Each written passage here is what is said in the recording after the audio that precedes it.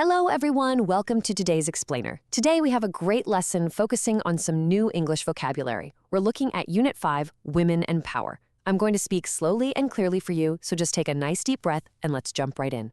So, what's our big idea for today? Well, we are going to learn some powerful words about women's rights and equality. And, as a bonus, we'll see how tiny little word parts act exactly like puzzle pieces to completely change what a word means. It's going to be fun. Okay, let's dive into this. Our first really positive word is empowerment. Empowerment is all about giving someone more power, confidence, and control over their own life. Just imagine a teacher helping a student feel really strong and brave. That's empowerment. It's giving people the confidence to be their absolute best. Next up, we have a super important word, equality. Think of a perfectly balanced scale. Equality means that every single person is treated exactly the same.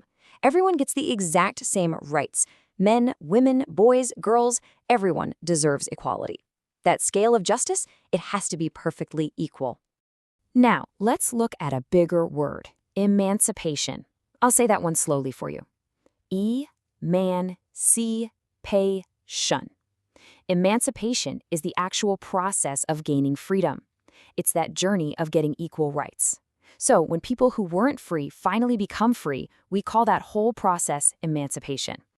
Moving on, our next word is advocacy. For this one, I want you to imagine holding a giant megaphone. You're using your loud, strong voice to help other people. That's what advocacy is, publicly supporting a good cause. When you speak up to help protect someone's rights, you are doing advocacy. Your voice is a really powerful tool. All right, here is a word you probably hear quite a lot, feminism. Feminism is basically a core belief. It's the simple, strong belief that women and men must have the exact same rights. It literally just means believing in true equality for every single person in our society. So, we've learned some wonderful, really positive power words so far, but let's move along and see how this builds. Now we need to talk about barriers. These are the problems or blocks that women sometimes face out in the real world. Now, what's really interesting about this next phrase is the picture it creates in your mind. Glass ceiling. Imagine a woman climbing up the ladder in her career, right?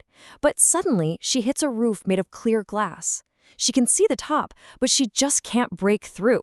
A glass ceiling is an invisible barrier that stops women from reaching those very top positions. Next is discrimination. This word is simple to explain, but honestly, it's very sad. Discrimination simply means treating a person or a whole group of people unfairly. It's when someone isn't treated with kindness or respect just because they belong to a certain group. And building on that, a very specific type of discrimination is called sexism. Sexism is when that unfair treatment happens specifically because of someone's gender. It means a person is treated badly just because they are male or just because they are female. It's totally unfair and it really blocks equality. Well, since we just used the word gender, let's quickly define it. Gender is your social identity. Put simply, it means being male or female in society. It's all about how society sees men and women and the different roles they play. Okay, our final vocabulary word for today is stereotype. A stereotype is a simple, fixed idea in people's heads about a whole group of people. Like, for example, if someone thinks all boys like cars and all girls like dolls, that right there is a stereotype. It's an overly simple idea, and you know what? It's usually just not true. You guys did a fantastic job learning those words. Now, let's switch gears a bit. We are going to become word builders. English has these great little pieces that act exactly like building blocks. We have prefixes, which go before a word, and suffixes, which go after. Let's see exactly how they work. Okay, so prefixes are tiny pieces we add right to the front of a word.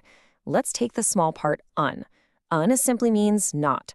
So if we take the word fair and we stick un on the front, we get unfair, which just means not fair.